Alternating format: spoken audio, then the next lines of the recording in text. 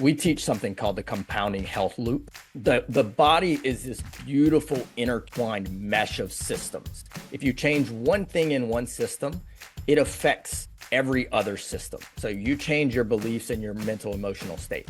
That changes your hormonal and immune state and your physical state. If you constantly increase insulin, it's quite similar.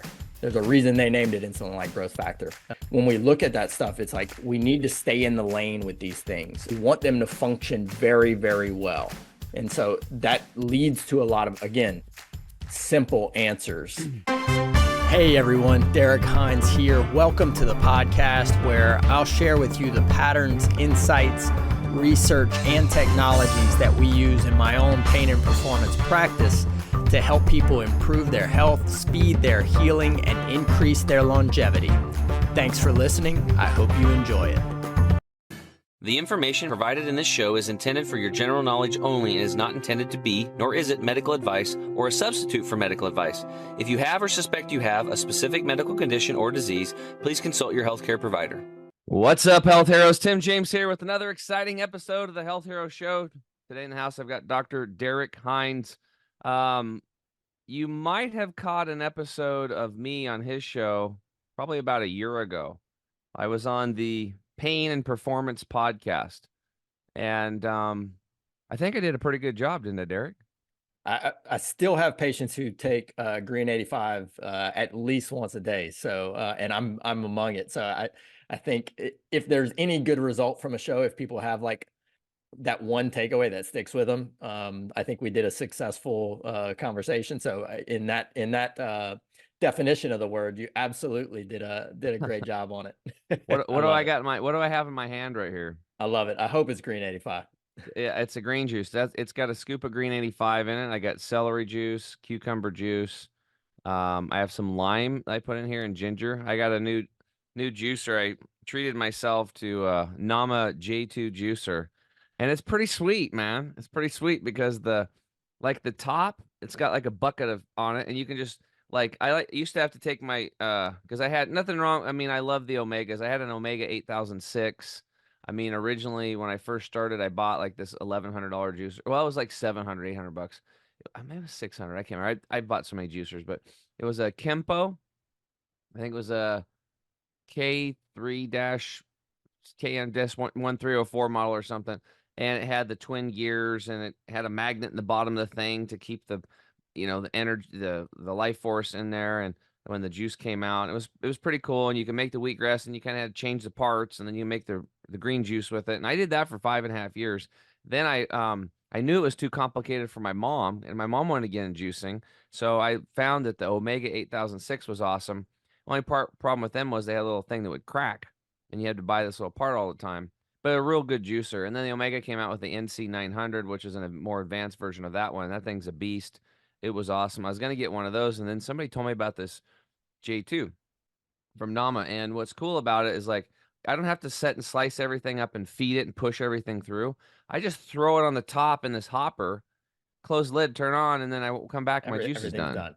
Yeah, I'm all about making this stuff easy. So for me, making my scoop of Green 85 and then hitting it with a little frother and spinning that stuff up. 'Cause, I'm like, look, this is easy. I make the switch when I get here to the office, and all my morning patients are like, you got the green juice rocking every day. Yeah, we were just talking about that in our inner circle call last night. And I personally, I don't even know how many thousands of juicers I've sold for these juicing companies, but I know I've had like 5,500 people just to my house for living food detoxification classes. And we've always made juice for them. And so a lot of people bought juicers because of my story and my friend's story, healing himself of cancer naturally. We kind of buddied up and did that together. And then I was over at the CPA that I knew, Chad, at his house, and we were just BSing about stuff. And then I looked around. I'm like, when I go into the kitchen, man, because I'm a chef, and I'm looking at everything. I like looking at people's cupboards, and I like look at their spices and reading ingredients list. I open up people's refrigerators. They go, "What are you doing?" I'm like, just looking around, just checking out. We got to get you to Louisiana. You might see a few things you haven't seen before. Well, what's crazy about it is like when you do this, because I when you see people that have health issues, and then I go into their refrigerators and their pantries, they all have the same environment. They all have the same stuff. So the people that have the issues have the same stuff in the fridge and the pantry. And it's so apparent to me. It's like duh. And and so anyway, I go, Chad, where's your juicer? He's like, oh, and he's I had to look around, he down the bottom, he pull up in the cupboard, reach back there and pulls it out and says, and I go, it's got dust on it, dude. You didn't even use it. What the hell are you doing? You came to me. You wanted to lose weight. You want to feel amazing. You asked me what I was doing. Like you saw Charles because he knew Charles and he lost all this weight. And he ended up, he's like, oh, I don't want to clean the damn thing. That was it. And he goes, I can't get my wife to do it. So that's why we built Green 85 was because of the Chads out there. People Yeah, that are super busy and just didn't want to clean it. it's quite interesting because we see a very similar thing. I've had the conversation with a lot of people that kind of give me the pushback. Look, down here, we like to eat, we like to drink. Our lifestyle is not conducive to health, at least in South Louisiana. And so a lot of people are like, look, I've looked at that. My grandmother, ate and drank like this for her whole life, and she lived to be 90. She lived to be 100. I'm like, yeah, but the life looks different.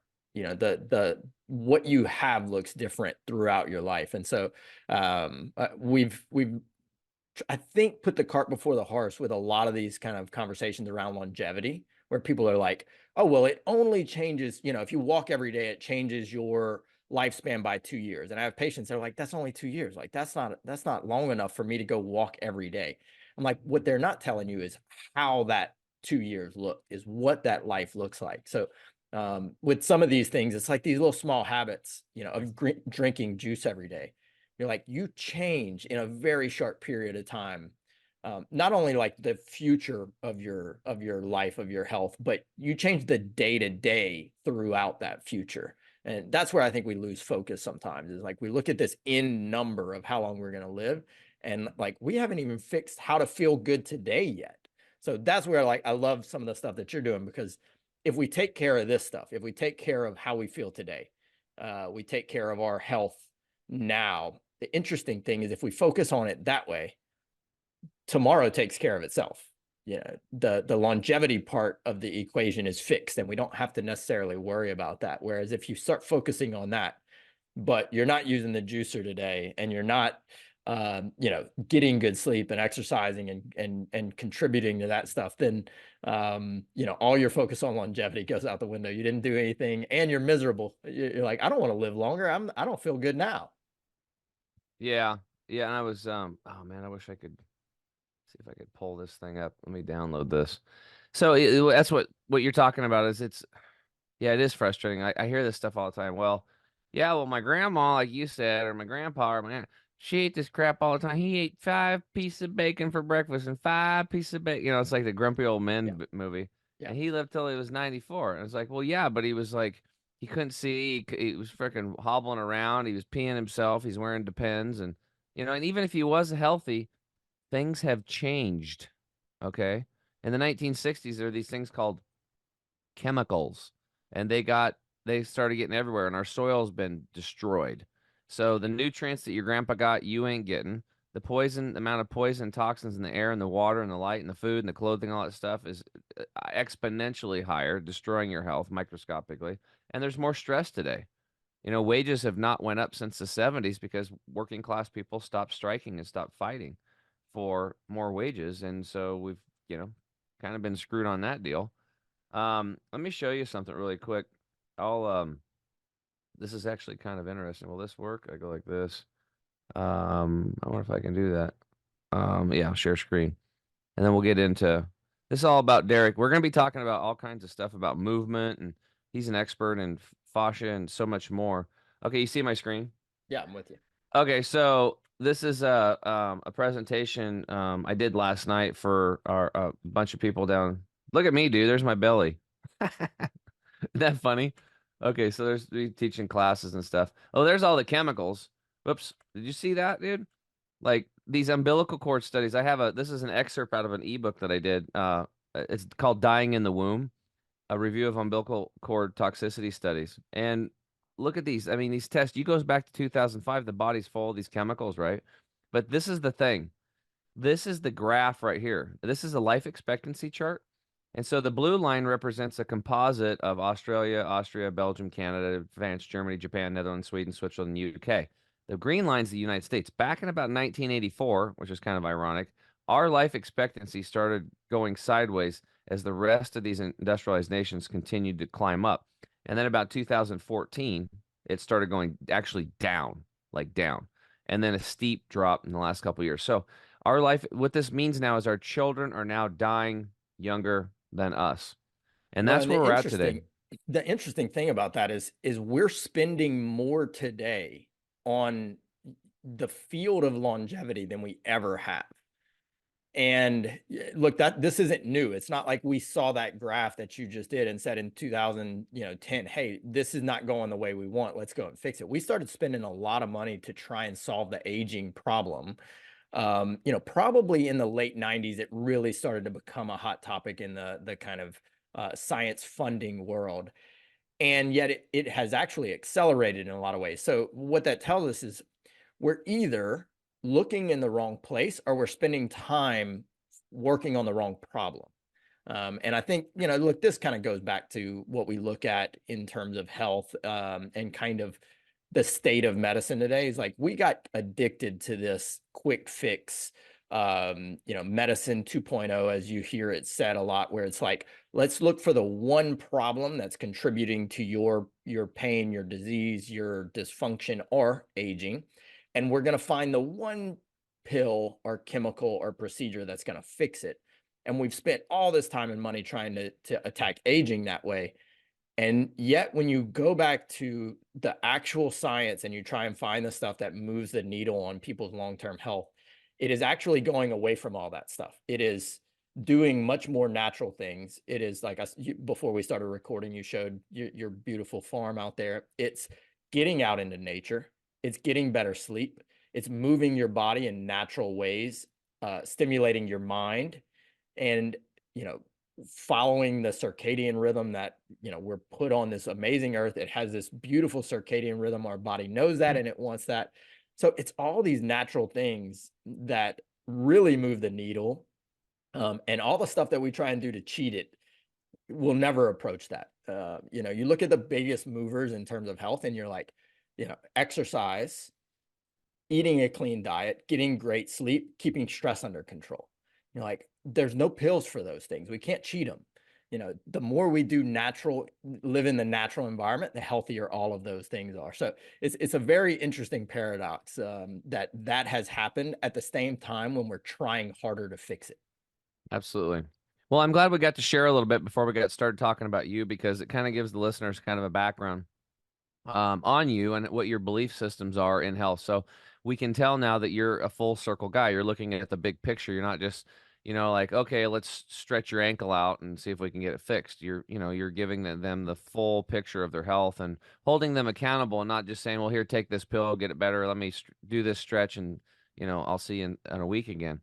Because it's all connected. The digestive tract and what you consume is connected to the pain in your foot or the pain in your back, or in the stress you have in a relationship could be connected to the pain in your stomach or whatever. So Dr. Derrick Hines .com is where you can find this guy. Derrick has literally over 10 years of experience, and he's dedicated, and he's helped over like 10,000 individuals break free from pain and enhance their overall health. So he's a doctor of physical therapy, which is pretty cool. First one I've had on that does that. Very important. Get that physical body. Having somebody that has a doctor of physical therapy that has this holistic full circle approach. And in his journey, it's led him to study with other renowned healers and doctors worldwide, and he's gained a lot of unique insights to health and healing and pain management. So, and actually healing yourself so you can cure yourself of pain in some cases. So let's talk about who's Derrick Hines. Where are you from? Yeah, thanks for that, man. It's interesting to hear that. And in fact, this is a very random story. I was brushing my teeth. I brush my teeth before podcasts. I feel like I can speak better with like a clean mouth. And so I do a quick toothbrush. And one of the things I remembered was being in a room with my grandfather. My grandfather was a physician, and he was about to give a talk, and he's brushing his teeth, and he spits in the trash can, and he looks at me, and he's like, if you really do the right things and you help a lot of people, one day you might be able to brush your teeth over a trash can as well. And I did have a sink, and it was great. But it was this really cool full circle moment where, I kind of I kind of got choked up on it for a minute. But I say that because my family has been in healthcare like as long as we can look at it. My earliest memory in life, those who listen to me have heard this story, but my earliest memory in life is being in nursing class with my mom and playing on the floor and like sitting there. And then every summer we would go and follow my grandfather around while he saw patients. Like he would see patients all day with a bratty little grandkid nipping at his heels. I'm like, how did he do that? That would drive me crazy. But that was, that was there was so much education in that. Not only did like I think we really did kind of receive some of his bedside and communication stuff, but also like the care that he took carried over into us, and like bringing your family in, and how do you kind of grow a legacy of impacting lives, definitely carried over. And so I tried to run from that. I was actually in engineering for a while, but destiny has an interesting way of kind of pulling you back in. So Well, um, that's interesting. That's very interesting because I have after about 2019, I really started studying engineering and stuff. I have a really a large amount of respect and for engineers because they really can't make mistakes, right? It's the one yeah. profession where you can't bullshit your way out of it. It's like, well, I built the bridge and well, it collapsed. Well, it wasn't my fault. Well, yeah, it probably was. Well, and the great thing I think that I did carry over is that in engineering, you have a very low risk tolerance. So as you say, you can't make a whole lot of mistakes. And you have to be an excellent problem solver. Like somebody will come to you with, hey, here's an issue that we're having. Figure out a way to solve it. Yeah. I think in the right situation, healthcare should be the same. Is that, everybody's different. Um, Everybody has a different belief system, a different history, and they come to us with problems. And if the healthcare system is doing what it's supposed to, then we should have a low risk tolerance for getting it wrong. And we should have a very creative way of solving those specific problems that check all the boxes. And so it seems like they're on opposite ends of the spectrum, like being in engineering and then ended up in healthcare. But I find a lot of similarities in how we should be practicing both of those. So Yeah. I do think it served me in a lot of ways to spend some time in there. Well, you know what's interesting is the oldest medicine on the planet that I know of is Ayurvedic medicine. And that is based on 10,000 years of biological engineering system science. That's what it is. You know, that Vata Pitta Kapha is transport, conversion, storage. You know what I'm talking about? Yeah, yeah, yeah. I Look just it up. had I mean, are you familiar with that? yeah, yeah. I just had It's a crazy, really right? great Ayurvedic doctor on the Pain and Performance podcast, and I really didn't have a lot of insight into it. But after that conversation and digging into the history of it, I'm like, I think there's value to looking back at that stuff because they didn't have a dog in the fight. Like they didn't care if it followed their philosophy. They wanted results back then. Yep. So I do think there's a lot of value to going back and looking at these things and seeing what they were thinking and what they were doing, because today, at least for the last 150 years, a lot of our research is to try and confirm stuff that we already believe, to confirm the hypothesis, right? So we already come into it with the modern kind of scientific method with some sort of a bias. Back then, it was literally like, let me just see what happens and then we'll adjust going forward. And so a lot of the things they did, it was truly just, does it give us the result we want? Yeah. Now, how many mistakes were made along that pathway? Luckily, they had a few thousand years of research with it. Well, and let's be clear. You mentioned the scientific method, which I think would actually fall into place with engineering system science. But the difference is today it's the checkbook science and it's the scientific consensus where just a bunch of people say, well, yeah, this is the way it is. Yet they haven't actually, you know, take that theory and tested it properly to come up with, actually using the scientific method. But I want to go back to something that I thought was really important, which is your grandfather, the doctor that was seeing patients when you were a kid. What you got was a very unique experience. I was just talking to a nurse and she has got a great bedside manner. She is just love and joy, and people love her. I mean, they just love her. Her mother was a nurse too. Her mother was a registered nurse. Now, the nurse I'm talking about has been a flight nurse. She's an emergency room nurse. She does surgery. She does whatever, hospice care. She can do it all. And her mom did hospice care. So she grew up as a little girl going from home to home to home to home for years with her mom as her mom was taking care of people at end of life. And so what was happening to her just was happening to you with you going around with your grandfather. Think about, what we've lost today in our society is apprenticeship, right? Where you actually, if you find out something you want to do, and that's where it's coming back now. It's coming back online because people are fine. There's no point in going to college anymore unless you have a very specific thing that you want to do. Yeah. Other than that, you're wasting your time. You're just going to get drunk and you're going to end up with a hangover and a big bill at the end of the day that you have to pay off, right?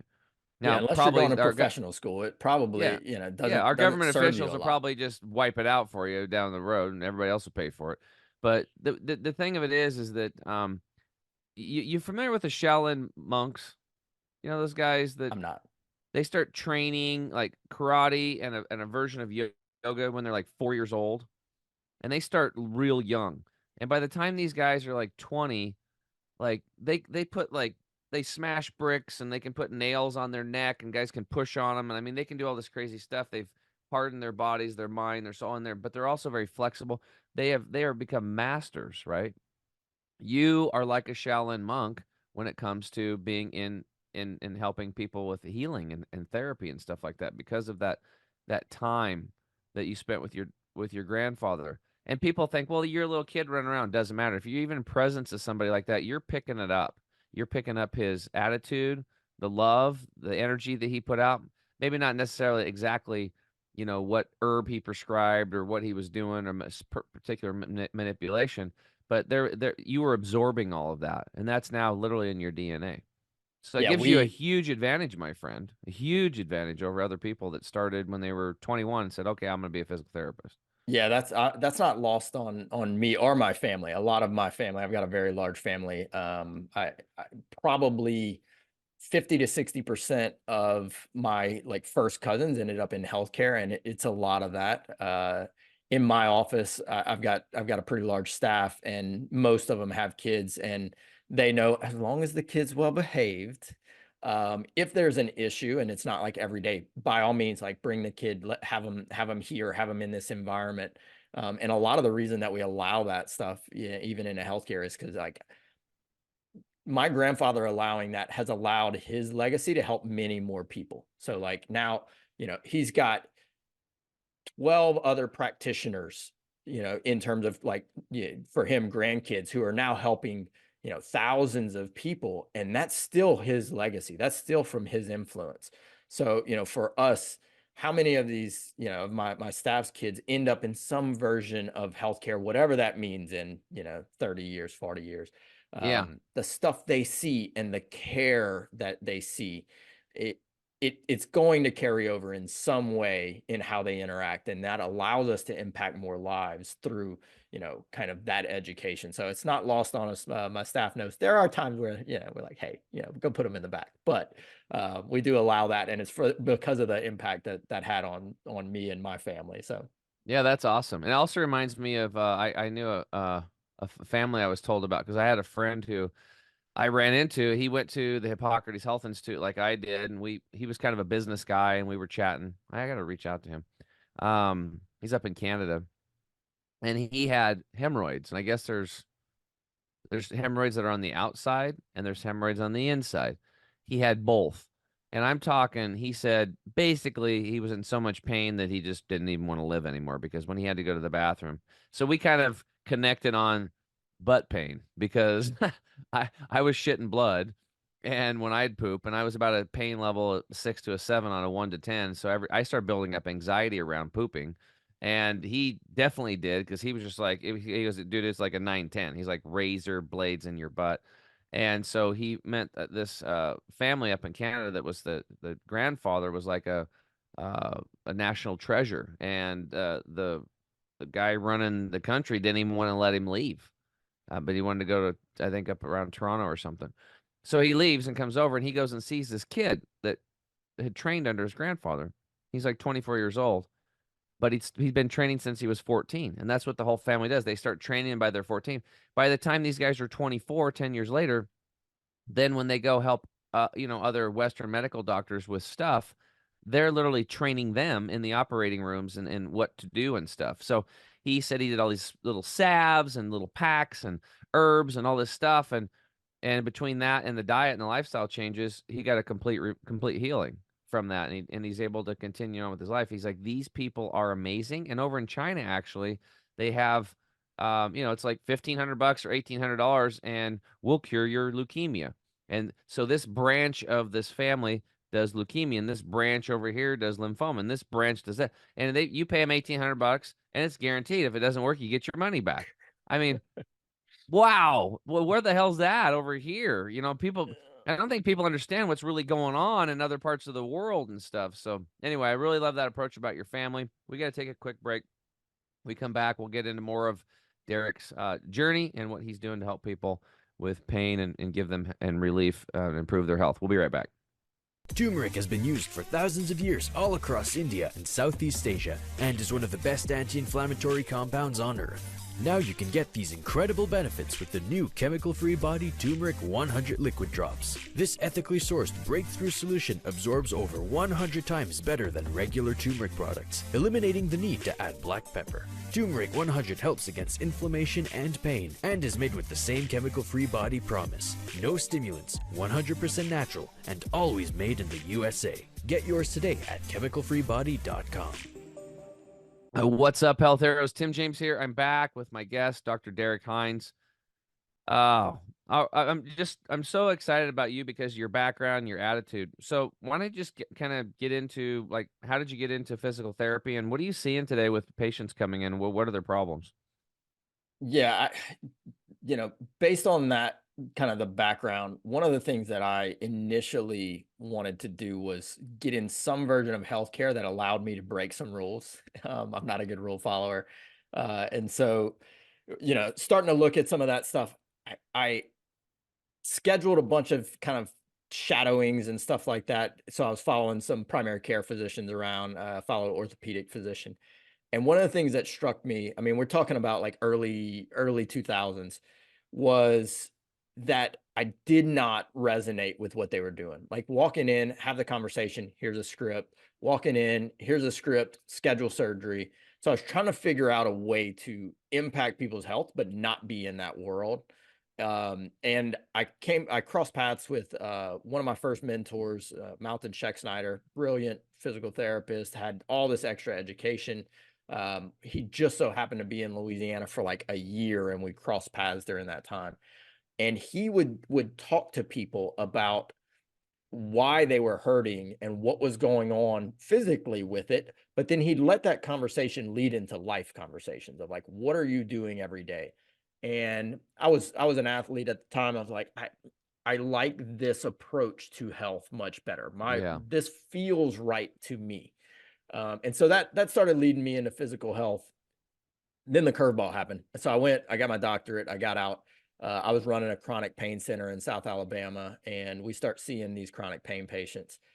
And they would come in, and these were the epitome of the modern healthcare system. They had been given education, they had been given medication, they had been imaged to death.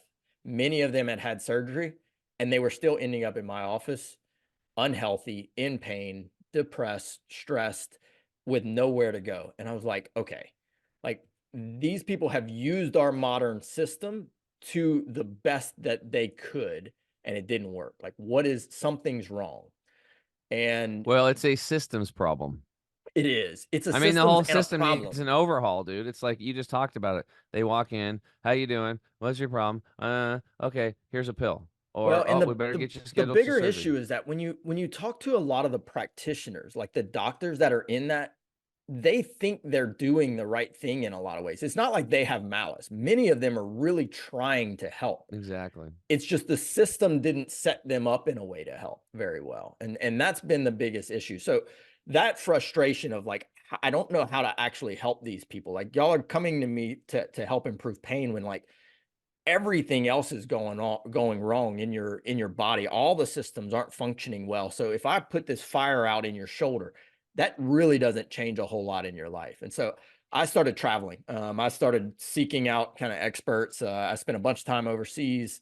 Basically, would beg anybody who seemed like they were doing really high quality work to let me come. Look, I'll sweep floors, I'll clean, I'll see patients for free with you. Like I just want to come study, and that took me through Europe, that took me through South America, that took me through Thailand. And one of the interesting things when you get over there is you see like, oh, they do this way different than we do it. Like there's so many differences. Like you look at South America, there was still an apprenticeship in healthcare when I was there, where if you worked under a doctor long enough, you could still see patients without going to medical school. And the conversations were actually really good. What's going on? They were checking diet. They were checking, hormone levels. Like I was like, it was a, albeit a very primitive form of functional medicine. And look, I'm not saying that's a good thing, but it just showed you like what their focus was in some of these areas. And going through that, I came back, and a lot of that education was like, look, we need to change what we're doing. We need to change the conversations we're having in healthcare, in the pain world specifically, which is kind of where I live a lot of that. But it's very interesting. We take our patients, they find us in pain, and pain's a very good motivator. So you're asking like, what do we see? They come in, of course, look, we see a ton of back pain, a ton of disc injuries, and that's lifestyle factors these days. We see a lot of neck pain and headaches. I think that gets to a lot of what you talk about, the kind of chemistry in the food and the supplements and the drinks that we're getting. We see a lot of chemical dysfunction in those people. And then when you're highly motivated in that moment, pain is so good to get us moving in the right direction, that once they start feeling better and they start seeing like, oh, this is different, this is up the right track, then we start having these conversations of like, look, you remember how bad that pain was, last month, 2 months ago, 3 months ago, whatever it is. We want to make sure you don't end up in that. So here's some simple changes that you can start to make that will lead you to a better life. And when it's close and it's fresh like that, they are very motivated to act. The reason I do a lot of these podcasts and stuff is, don't wait for pain to be your motivator. You can start doing a lot of this stuff now. You can start before you get so far down the wrong track that you have too much inflammation in your body, and now your body can't go in and heal a slight tendon injury or a slight disc bulge or irritation or a slight nerve inflammation. When our body's not in good shape and the systems aren't functioning well, these little small problems that we see all the time are not healing because of that. They're not the reason. They are the symptom. They're not the cause. So a lot of what we try and do is like, yes, I know you're here for neck pain or shoulder pain or back pain, but that's just a symptom of a deeper underlying cause. Now, is that a movement dysfunction? Is that recovery where you're not sleeping well enough for your body to actually go through this? Is that chemical? Is that a chemical nutritional problem where we don't have the right things in your body and you have too much inflammation? You have too many chemicals. You have too few positive chemicals, positive fuel. Is that an immune issue? Is that a mental, emotional issue? That's kind of our checklist as we work down it. And of course, look, some of these conversations are hard. We've got to build up a rapport with patients. So we scatter that out. But I would say, yeah, because people have belief systems, they have emotionalities, especially down, like you said, around the food in Louisiana.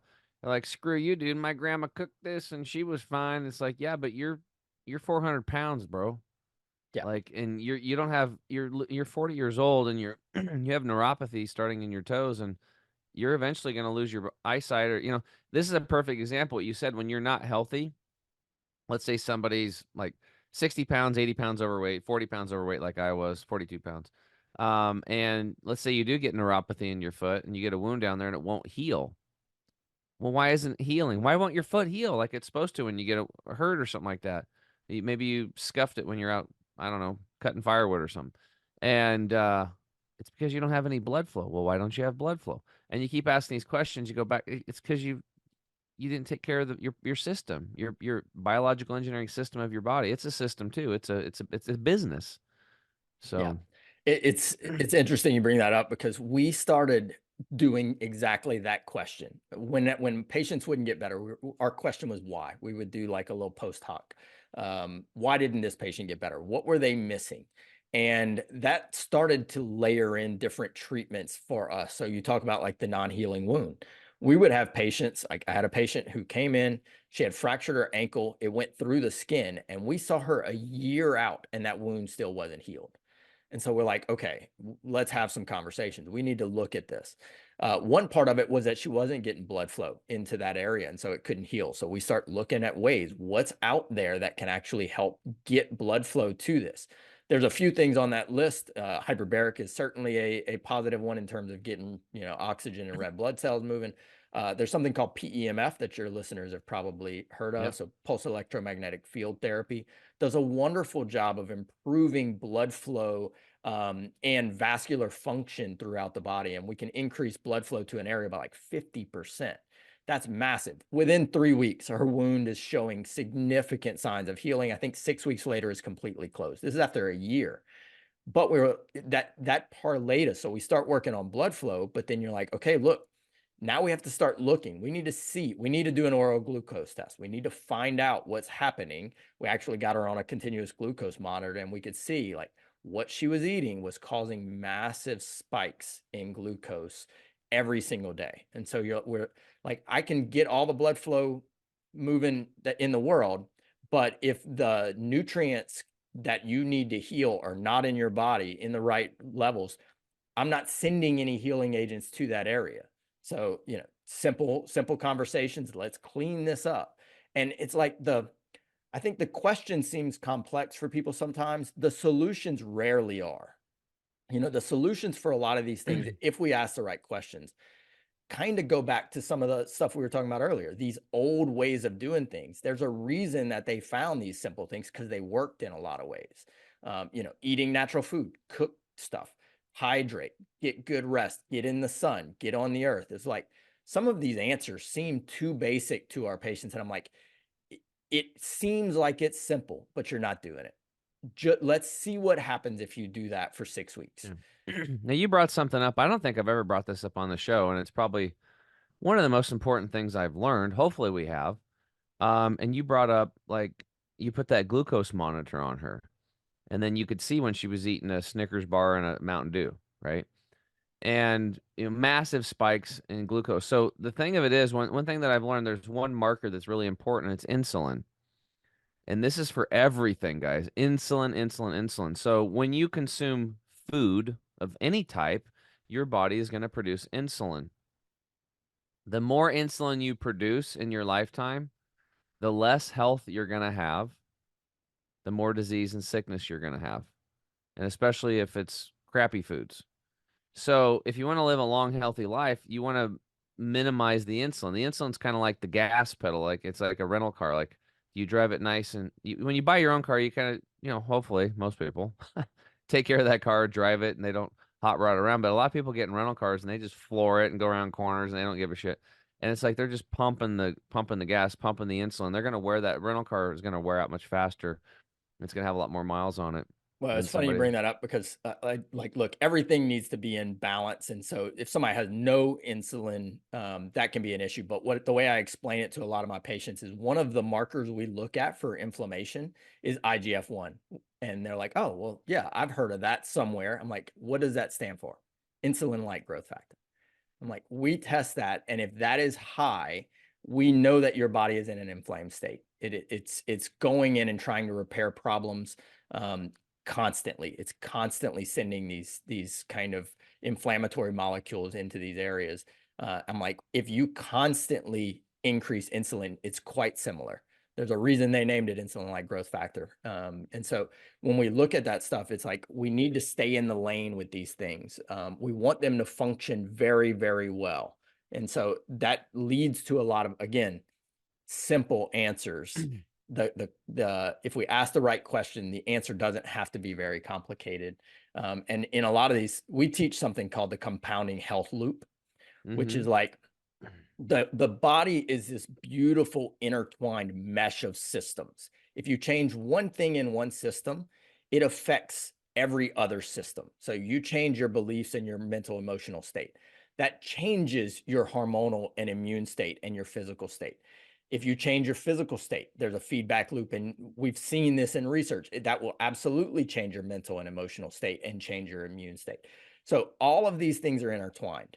The nice thing about that is that means that we can make one small change that we repeat consistently, and we will create this compounding health loop where that one change creates a ripple effect and increases the performance of all the other systems. So take something simple like taking a walk in the morning. So what am I doing? I'm getting out, I'm getting fresh air, I'm working the cardiovascular system. If my cardiovascular system improves by 1%, one small change to that, I've got better brain function, I've got better immune function, I've got better cellular function. We've shown this, we've got better mental and emotional function. A lot of that is all intertwined. So when people start studying a lot of this stuff, I think they start to get overwhelmed. And the reason that we start talking about this compounding health loop is that if you pick 2 or 3 things that you can do and you know you can do them every day, you will impact every system in your body. If you just find those lead dominoes to start making your body function better and you repeat those every day, that's how walking can improve your hormonal balance. That's Yeah. how sleeping can improve your mental and emotional function. That's how eating can improve your pain. So it's finding those things that we can do consistently to start to tap into our own compounding health loop for each of us. Yeah. That makes And sense? hopefully when I was, yeah, absolutely. It's like, and when I think when I was on your show, hopefully, I always talk about are these 4 core secrets. I get people doing these basic things like drinking clean water, chewing their food really well, avoiding liquids with meals, and doing some breath exercises, breath work, breath play, whatever you want to call it, for a minute or two, just some deep breaths before you eat. These are basic things that create that loop you're talking about. Yep. And just to go back, because I was bringing up the when I was bringing up that insulin thing, was saying that the more insulin that you pump out during your lifetime, the lower your quality of life, and the less you pump out. What's the solution?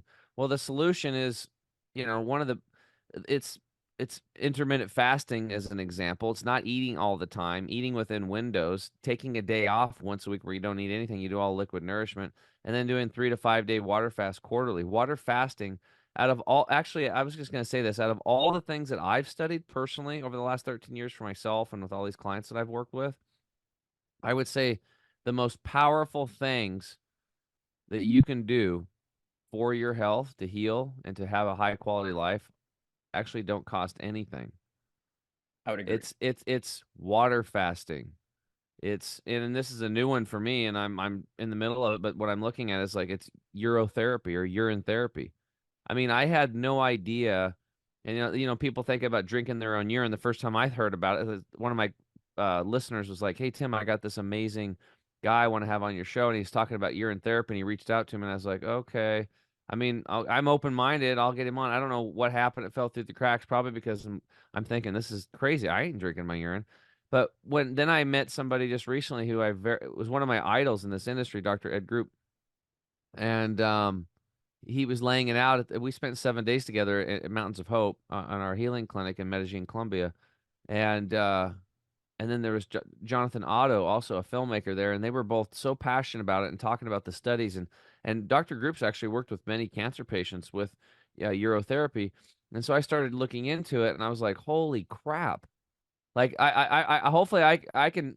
I don't know if I've talked about this, but we can actually save some lives. You probably have to have me come back on your podcast. Well, I'll Yeah, we need to set it up. drop some big bombs on something. But let's say, Derrick, you're out in the woods with your wife, and she gets bit on the leg by or let's say you're by yourself first. Let's say you're by yourself, you're out trail running, and you get bit by a poisonous snake, right? And you're out in the middle of nowhere, and you can't make it to a hospital, and it's gonna kill you. Did you know that when you get bit, within like 15 seconds, your body starts producing those snake antivenoms in your urine? You probably did, right? And so what people don't realize is that let's say you get bit by a snake and you do make it to a hospital, what are they going to give you?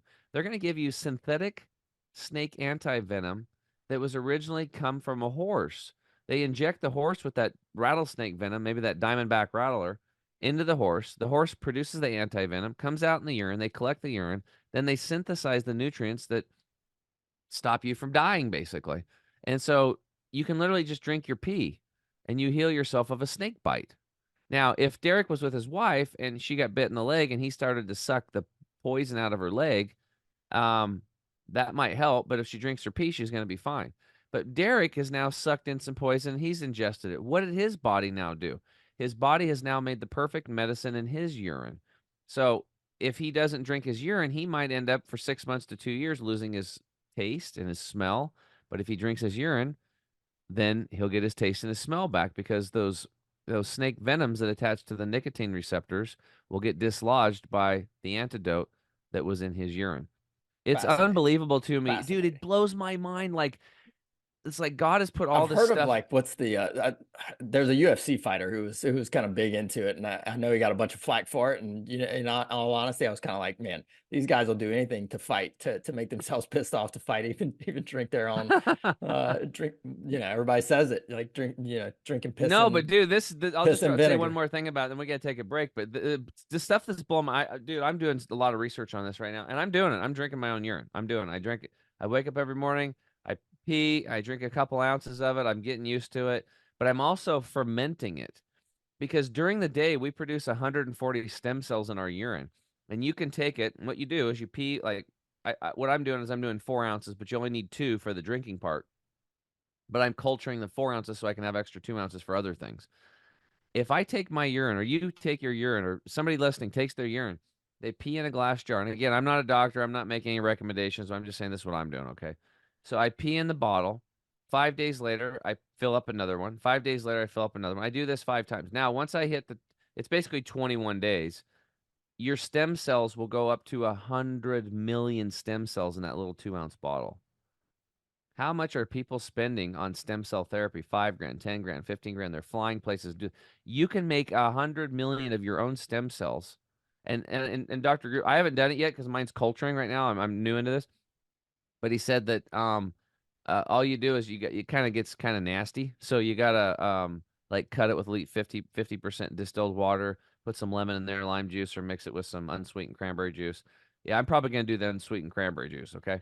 I want to cover that up. But if I can do that, and every 5 days I can take a 2-ounce shot of cultured urine and give myself 100 million stem cells plus imagine this, whatever problem you have in your body right now, whatever it is, your body has the antidote in the urine, perfectly made for you.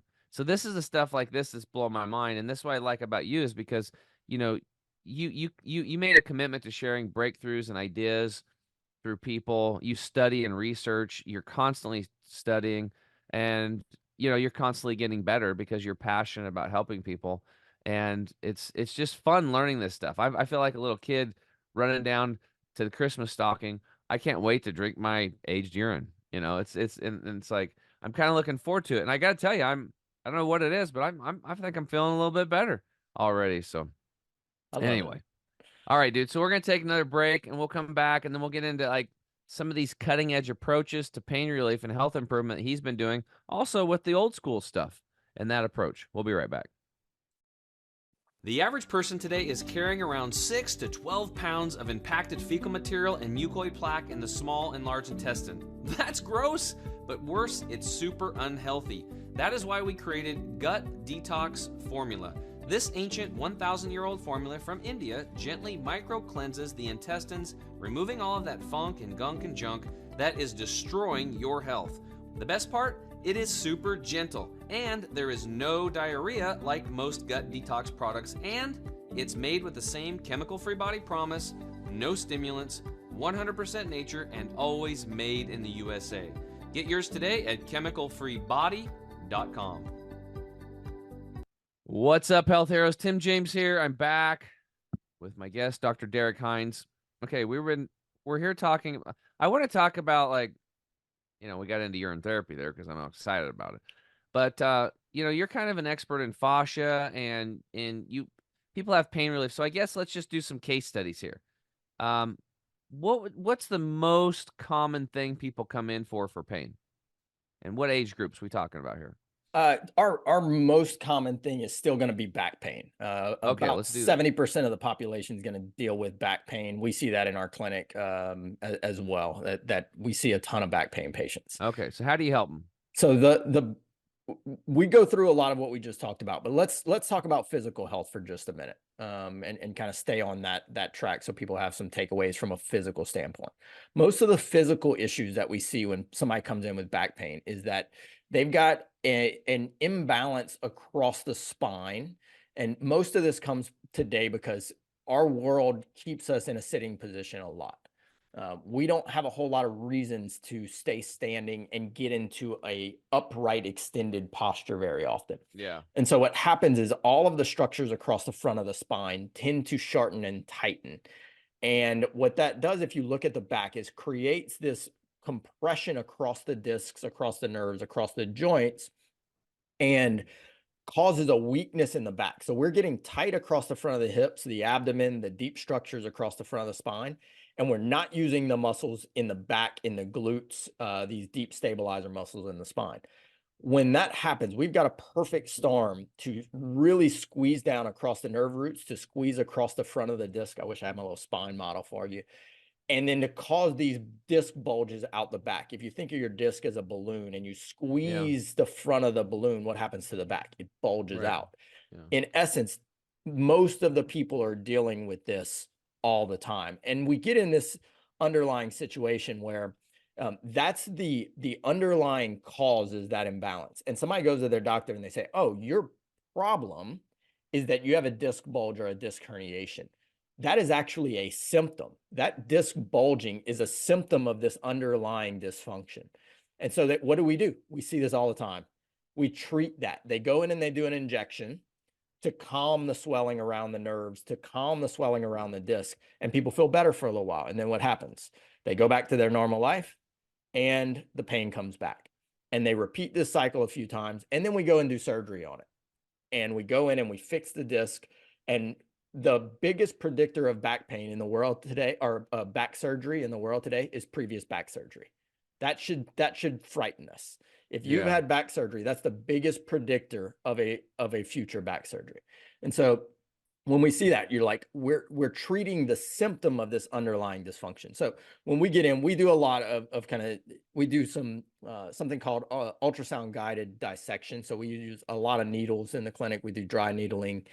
We do a lot of hands-on stuff. Basically, we combine all of the philosophies. So we take the best from like medical trigger point injections, the best from acupuncture, the best from osteopathic, chiropractic, physical medicine, and physical therapy. How do we blend all that stuff up? So what we'll do is go in and actually start releasing the tissue across the front of the spine so that now I've at least created some balance so that when we tell somebody, hey, look, y'all have probably heard this, get your core strong. What does that mean? When they actually start doing these exercises, it's beneficial in creating better balance across the spine so that we're not putting these areas in a position for injury. So, a lot of that, if somebody's at home and they're dealing with this, 95% of the back pain patients we see have what we would consider an extension dysfunction, which is what we're talking about here. If those people will do 3 things, it fixes a lot of the position, especially if you catch it early. So what we give people, they'll stretch the front of the hip. Y'all can search for a deep psoas stretch, PSOAS, if y'all are listening to this. That's the muscle that crosses from your hip and actually attaches on the front of your spine through your body. When that tightens, it squeezes your hips, and we've all seen these people who can't get upright. That's because those deep hip flexors have tightened, squeezed that spine down and forward. Now, the other thing that we don't realize is that our deep abdominal muscles tighten as well. So we'll give people a big ball on top of loosening the hip. We'll have them start rolling out their abdomen, start getting in there. It's just like an air ball, but you'll find all kind of crazy pain spots throughout the deep abdomen because those muscles have shortened and tightened so much on people. Just taking that tension off the front of the spine, if we catch this early enough, is enough to salvage the position across the low back and take the pressure off the disc, off the nerves. If they're doing any type of glute exercises at that point, squats, deadlifts, bridges, like now those exercises can be beneficial. But if I'm so tight that I'm compressing the disc and I try and exercise it, I'm not going to make any ground up in terms of improving the balance across the spine there. So hopefully that makes sense to people. It's like we often need to look on the opposite side from where the pain is to see where the actual problem is, because we see the same thing in the neck and shoulders. Somebody comes with bad pain in the back of their head, in the back of their neck, in their shoulders, they're getting pain coming down. If those people come across the front of the shoulders and the front of the neck and loosen that up, we create that balance that we need across those structures to have better function of the joints and the nerves and the structures in that area. So, a lot of times when I have a new doctor working for us, we're like, where they come and tell you their pain is at is very seldom where the actual problem is coming from. Yeah. Yeah. I've seen that. I had a pain in my left knee, and I had a rolfer, a guy that was very experienced in rolfing, which is, if you're not familiar with it, it's a technique, a body work technique designed originally originated by a gal named Ida Rolf. So they call it rolfing after this gal named Ida Rolf. Because when he first said rolfing, I'm like, what did he say? I didn't even know what he really said. So it was it was just based on this lady's name that developed this technique. So I had knee pain. I'm doing yoga, and which I want to talk about here in fascia in just a second in regards to all this. And my knee's killing me. I mean, I was in my 40s. I feel like I'm 20 all over my whole body except my left knee feels like it's 80, and I couldn't do some stuff on that. And I thought I was gonna have to have surgery or something. And then I was in a colon hydrotherapy clinic, and this guy was like talking about rolfing, and then he said, I have this contrast water therapy machine, and it worked really good for the amazing, he said, for tendonitis and tennis elbow. And I was like, I had that from trying to do 30 pull-ups. So I grab his number. He comes over to do the contrast water therapy on my arm, my left arm, my elbow. And he says, I'm a rolfer. He goes, so I'll just work on you while we're doing this. And he goes, you have any pain? I'm like, yeah, my knee. And he started working down my knee, and he got down into my foot. And he's like, oh, you have 4 bones out of place down in your foot. That's what's causing your knee problem. And I'm like, what? He goes, I'm not a chiropractor, but I'll work on this, and I'll start loosening up that. He goes, so your body has created these tendons and stuff, and muscles have tightened up to create like a bone to do the job of the bone across your foot, and that's went up the side of your leg past your knee up to your hip. And he goes, this is all super tight in here. So he started loosening it up, and I did like 8 sessions with him. He said, look, 4 of those, 3 of the 4 bones that were out have just went back in, but he goes, you're gonna have to go see a chiropractor to get that last one. He goes, it's out of my scope. But like, dude, 98% healing. And like, I mean, my knee's back, and it wasn't my knee, it was my foot. I had bones out in my foot. I would have never thought about this in a million years. So this is where I learned about what you're talking about exactly. So the other thing is, when you're talking about these people are coming in with back issues and neck issues, I can't tell you how many people in yoga I've asked, why did you join yoga? And they said back, because my back issues. And they said, look, I either don't want to get surgery, or I did surgery and it didn't work. And this is the only thing that works is yoga. As long as I'm in here, I'm out of pain. But if I stop doing yoga, my pain comes back. So let's talk about fascia. What is it, and how does that affect, and how do you work with fascia and people and their pain?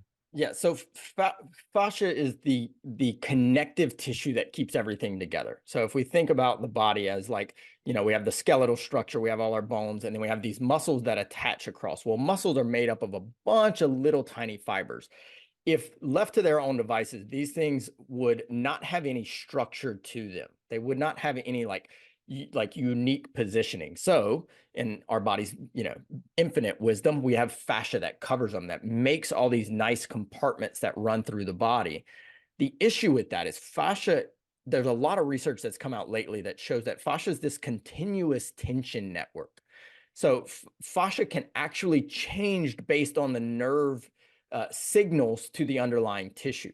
And this is one of the reasons that we like to do a lot of active stretching with people whenever we're showing them ways of changing this, because if we can actually tell the body to turn on and off tension, it does change the fascia. So where a lot of these people are getting in and they're rolling out and they're doing a lot of that stuff, it can be valuable. And we do use that in the early stages, but to make permanent changes to how your fascia moves, you have to start adding in some active components, meaning you're trying to tighten up areas that we have fascia relaxation that would be causing it. So in our back pain, what we're talking about, the fascia that covers the lower back into the hips will actually be distended, and the fascia that covers the front will actually be contracted.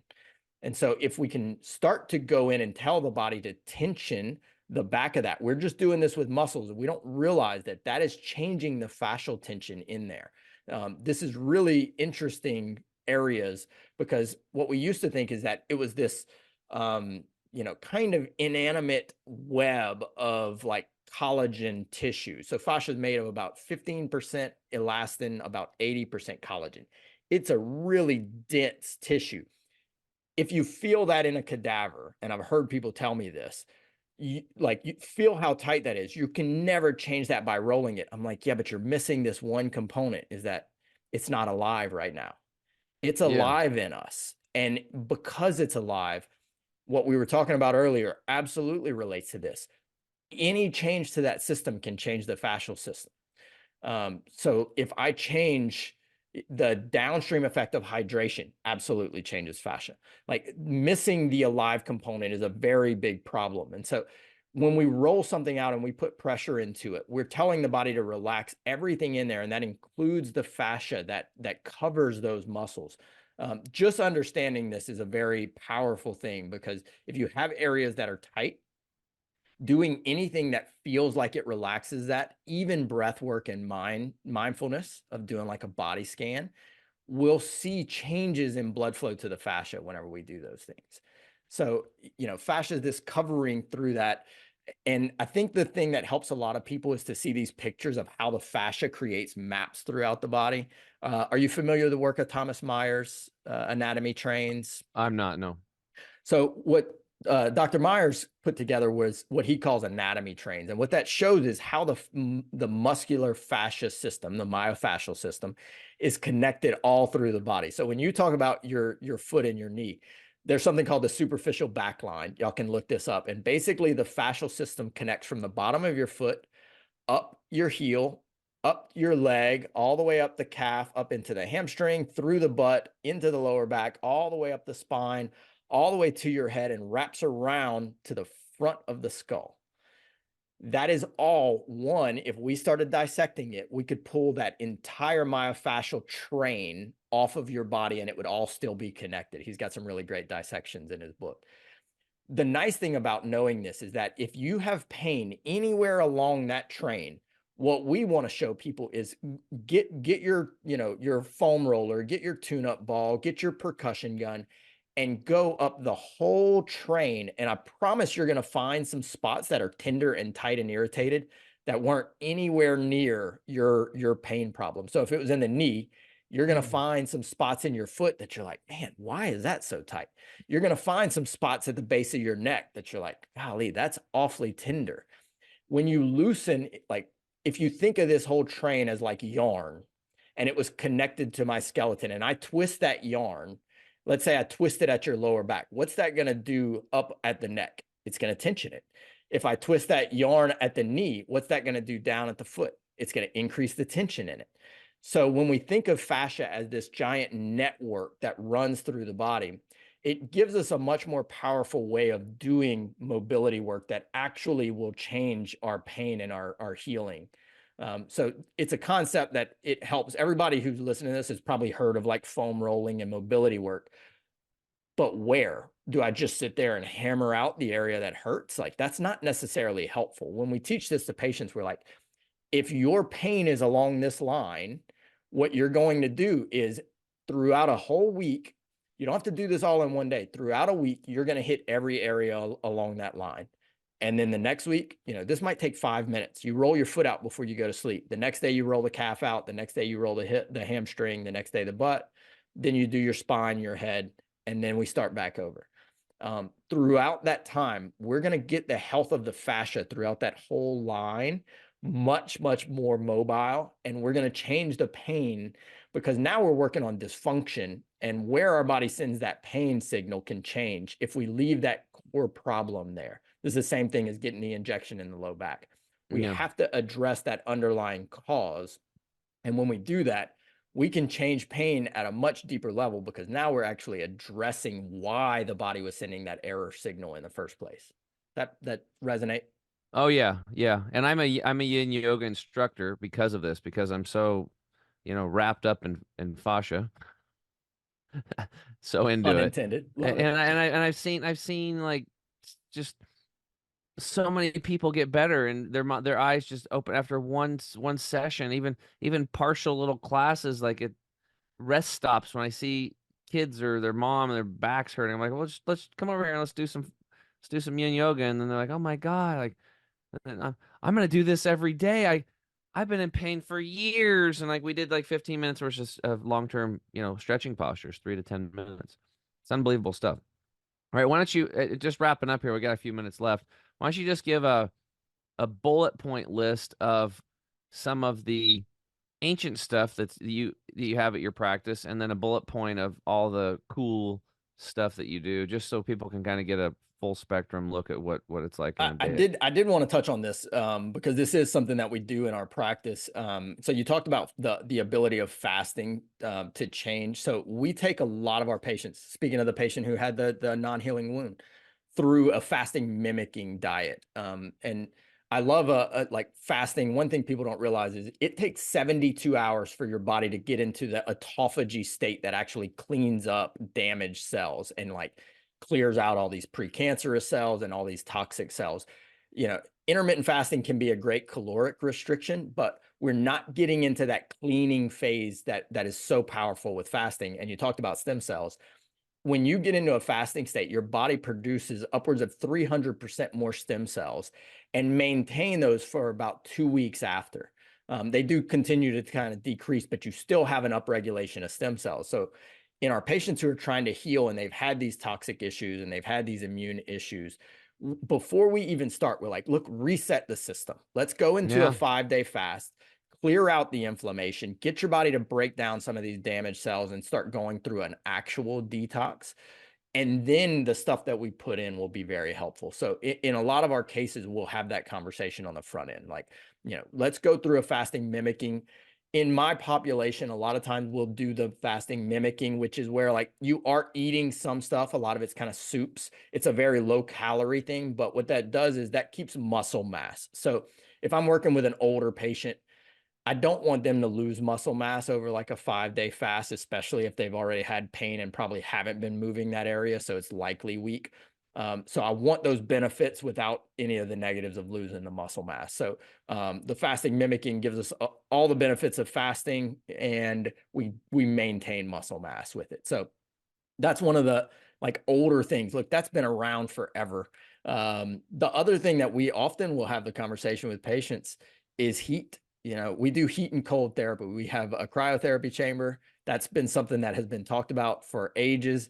And even Hippocrates was like, give me the power to produce fever and I'll cure the world. Like Yeah. heat has been a very powerful thing. So we have a very large percentage of our patients who have cardiovascular issues or blood flow issues that come and do sauna quite regularly. Oh, good, And good. Far that's infrared sauna. yeah, Awesome. me and you've had a great conversation around that. And then, we combine that with a lot of the kind of older type of ideas in terms of eating and nutrition. And then if you look at what y'all can do every day, you're like, it's hard for me to overstate the power of somebody watch a sunrise and a sunset. Like the amount of changes, if you do that daily, to your sleep, to your circadian rhythm, to your hormone balance is way more profound than it Your sounds. nervous system, Everything. everything. So we bring a lot of that into and combine, a lot of those things with a lot of the modern technology that does stimulate healing. We do peptides, we do high intensity laser. All of that is to act like a bridge, though, to get them to the stuff that we've been talking about. I've got to Awesome. get you to where you can function and move. So yes, let's bring the big hitters out and get your tissues healthy, get inflammation under control. And then let's find that one thing you can do to create a compounding health loop in your life and just set you off. Just start doing that stuff and be consistent. And if you do that, your life will change in a very, very fast manner. If we try and do everything all at the same time and then we fall off, we don't get those changes. We don't create that loop because we stop it. This is like investing, right? We just need to do a little bit and just keep it going and let that compound and grow over time. Awesome. Well, dude, thanks so much for coming on. And I just really appreciate the work you're doing. Guys, if you want to have somebody like you're looking for a doctor that you can physically go see and get some therapies and stuff, especially if you're in the Louisiana area, please go see Dr. Derrick Hines. You can look him up at DerrickHines.com. That's Hines. DerrickHines.com, DerrickHines.com. It'll be in the show notes. He also has a book called Cancer. No, that's not you. What was the name of your book? It's quite funny. The working title of the book is Hero. Oh, cool. Cool. So the health heroes can go pick up the hero book. He also has a podcast called the Pain and Performance Podcast. You can find that interview with me on his show back quite a while back. I don't know if you have the episode out, but anyway, like if you need a practitioner, even if you're not in Louisiana and you resonate with him and you have the time and the money, get in a plane and go see him. It'd be worth a trip to go get some work every once in a while. And then do you guys do any phone consultations and Zoom chats, any of that stuff? Yeah, we do. We, especially with some of this stuff, we'll at least give people some guidance on where they should be looking if they've had problems with, making headway of their pain. And there's a link on the website that people can get in touch with us, and somebody from the team will reach out and set up some kind of virtual consultation. And sometimes we're guiding people on what tests to get done so that we have a better idea of kind of what's going on inside the body. That's great. All right. So as you guys can tell, there's a big change happening in the world. People are moving back to nature, and we can still use technological advances to help us. But like he said, they're a bridge to help us get back to the natural healing process. And doctors like Derrick are actually taking this full spectrum approach. These are the people that you need to plug into. These are the people that you need to patronize. Otherwise, you're going to end up with crappy, low quality products, low quality service. You got to work with people like Derrick who have been all around the world studying healers and renowned doctors all over the place, gaining these unique insights, bringing them back to his clinic, and you can go there in one-stop shop and get all these downloads and all the experience that him and his staff have. So again, thank you, Derrick, for coming on. And I want to thank the listeners for tuning in and continuing to share the podcast. If you're new, go ahead, please like, share, and do the subscribe stuff. It's important to get the message out. We are the Ripple Effect. We don't do any other marketing. It's just you guys telling other friends and family about the show, and hopefully you got some benefit. And most importantly, if you learned something here today, take action. We live in a 3D physical world. And so if you want your reality to change, you actually have to take action in that physical reality. Otherwise, nothing's going to change. Until next time, change yourself, change your world. We'll be back. Thanks for listening again to the Health Hero Show. I'm your host, Tim James. And remember, change yourself, change your world. And we'll see you again on the next episode. Talk to you soon. Bye-bye.